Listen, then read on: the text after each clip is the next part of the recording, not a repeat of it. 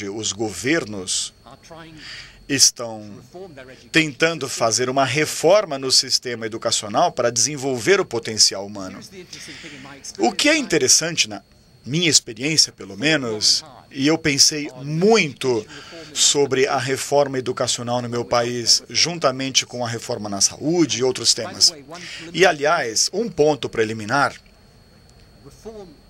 é o seguinte: a reforma e mudança são a coisa mais difícil para se promover em qualquer empresa, em qualquer partido político, em qualquer país. O que eu constatei sobre a mudança, quando estava tentando implementar essa mudança, foi que quando você propõe uma mudança, todos te dizem que vai ser uma catástrofe. Quando você está implementando a mudança, é ajuda. E depois de implementar a mudança, todo mundo supõe que sempre foi daquele jeito. Eu me lembro, na reforma da saúde, bem no meio da reforma mais difícil na área de saúde,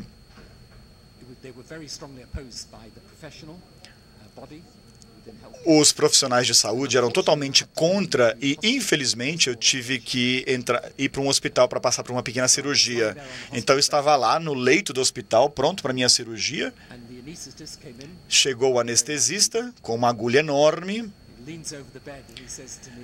se inclina sobre o leito e fala: Primeiro-ministro, talvez seja a última chance que eu vou ter de dizer isso para o senhor.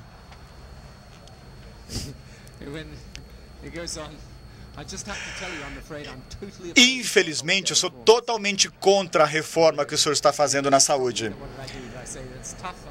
Eu disse para vocês, bom, é duro, vamos continuar. O que eu disse então? Não vamos discutir um pouquinho antes da cirurgia? Vamos ser sensatos? Não, é difícil fazer reformas, sobretudo na área da educação. Só que o que é confortável para todos aqui nessa sala, todos no mundo inteiro estão tentando resolver esse problema. E algumas lições importantes acabaram surgindo. Vejam o seguinte: quando examinamos a situação aqui no Brasil, e eu falo com humildade como alguém de fora, tem muitas coisas que estão acontecendo aqui. O número de matrículas está aumentando, o alfabetismo adulto está aumentando, os gastos com saúde aumentaram. Se vocês observarem as pesquisas acadêmicas, as pesquisas também têm aumentado. Agora, mesmo assim, vocês vão concordar comigo que ainda há muito por ser feito. Agora, um ponto de conforto é o seguinte: isso vale para todos os governos e todos os países que eu conheço hoje. Então, esse é um bom momento para pensar o seguinte: quando nós observamos os sistemas educacionais que estão mudando no mundo inteiro, quais são as principais lições que nós podemos tirar? Eu diria que são essas. Primeiro, hoje a educação tem que ser para a vida inteira.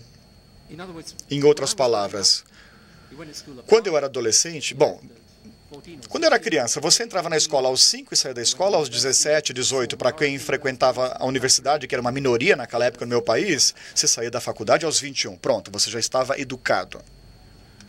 Hoje, a educação pré-escolar também é importante, assim como a educação após a universidade. Para alguém como eu sempre brinco sobre a tecnologia, mas eu tive que aprender tecnologia. Ninguém,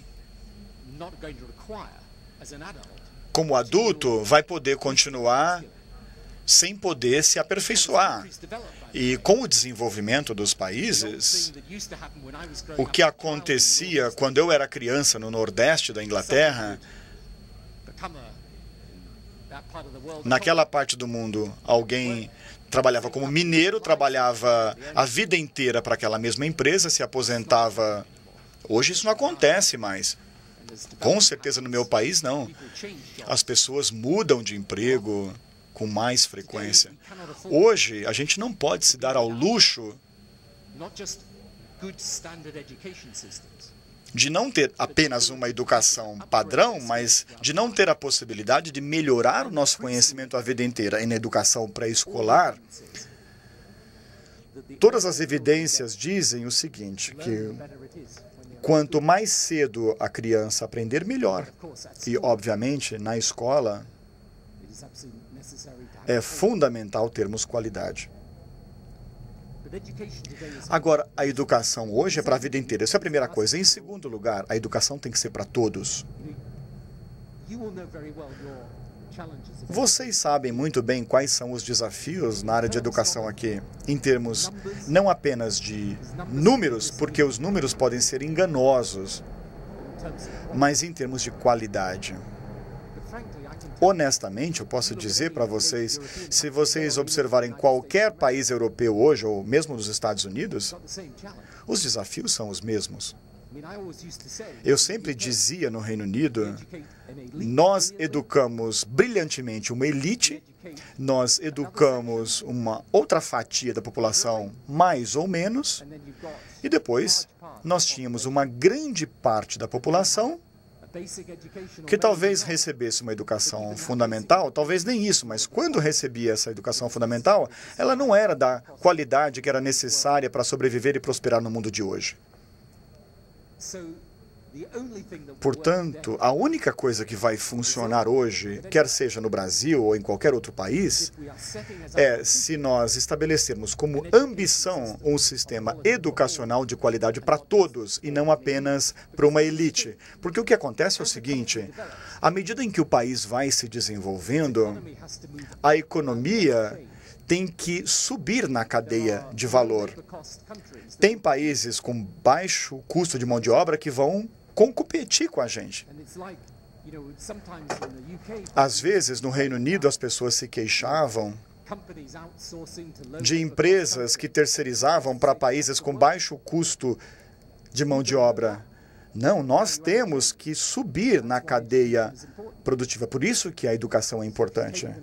Se nós tomarmos os números em educação superior aqui, esse número terá que aumentar muito, não para chegar na média da OCDE, mas para superar essa média. A segunda coisa é que a nossa ambição, o nosso objetivo tem que ser educação para todos.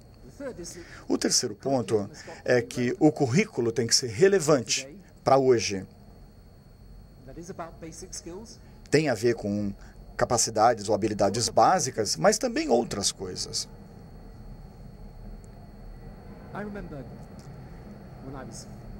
Eu me lembro quando eu estava lutando na campanha de 97 para ser primeiro-ministro, eu fui visitar uma escola. E a educação era um tema muito importante. E fui para essa escola. Fui cumprimentado pelo diretor da escola. E no hall da escola estava acontecendo uma briga de alunos. Uma briga mesmo. Eu me lembro que o diretor me falou: eu acho que é melhor a gente conversar em outro lugar, está um pouco barulhento aqui. Aí eu falei, você não acha que deveria parar essa briga primeiro? Ele falou, não. Aí nós fomos numa sala ao lado. Então, não é só o currículo naquele sentido que nós discutimos, tem a ver com disciplina e ordem na escola. Claro que é uma questão muito delicada para se discutir. Agora, uma coisa sobre a qual fui muito enfático quando eu era primeiro-ministro sobre o nosso sistema educacional é que se as crianças aprenderem em salas onde não existe disciplina, eles vão sofrer. Não é verdade? Então, o currículo, claro, tem a ver com educação fundamental, habilidades sociais, mas também aprender que se você quiser se dar bem na vida, acredite ou não, você precisa aparecer para trabalhar na hora, você precisa se dar bem com outras pessoas e precisa se comportar. Parece um pouco cru, não é? Mas pensando bem, é isso que nós esperamos das pessoas com quem trabalhamos. A quarta coisa é que no mundo inteiro hoje as pessoas estão desenvolvendo ideias sobre novos provedores de educação. A Laureate é um exemplo bem interessante, como um provedor privado de educação. 24 países do mundo.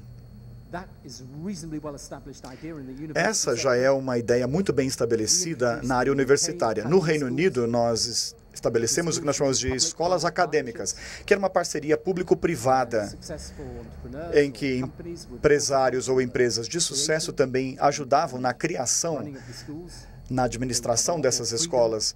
Elas tinham muito mais liberdade sobre como elas trabalhavam, bem semelhante à ideia das escolas charter nos Estados Unidos. É uma coisa difícil para se dizer, bastante polêmica em alguns lugares, mas em todas as áreas da vida hoje existe inovação. Inovação em como produzimos as coisas, em como gerenciamos as coisas, inovação em como trabalhamos. Seria estranho se isso também não valesse ou possivelmente valesse para a educação. Portanto, uma das principais reformas introduzidas, se vocês observarem no mundo inteiro, isso está acontecendo em vários países, é que nós também temos que liberar o que às vezes pode ser um setor público bastante monolítico. Isso me traz ao quinto ponto, que é um ponto que muitas vezes não é muito popular, inclusive para muitos daqui. Eu sei quanto de diferença um ótimo professor pode fazer na minha vida, e eu respeito muitíssimo qualquer um que ensine de verdade. É um desafio, é uma tarefa difícil, e pode ser, sobretudo, difícil em situações onde você está tentando implementar mudanças no sistema institucional e alguns órgãos resistem a essas mudanças. Eu estava descrevendo aos senhores a resistência que eu obtive na área de saúde. Eu tive um grande desafio com alguns sindicatos de professores quando estava implementando a reforma educacional. A ideia é fazer os sindicatos dos professores como parceiros. É importante que eles entendam que eles não têm poder de veto sobre a mudança e que, no fim, quem vem em primeiro lugar são as pessoas, são as crianças, os alunos. E esse é o quinto ponto. Termos a parceria com os professores, mas eles não podem vetar as reformas. E o sexto ponto, que se segue ao quinto, e é algo no qual eu já acreditava antes de ser primeiro-ministro, e hoje eu acredito, pela minha experiência, tentando gerenciar um sistema de educação local, mas estabelecido, onde as diretrizes estão estabelecidas pelo sistema federal. Deve haver tolerância zero para um aluno fracassar na escola. Eu não acredito que o fato de uma criança ser de uma família pobre ou menos favorecida, eu acho que isso não significa que é impossível educar essa criança.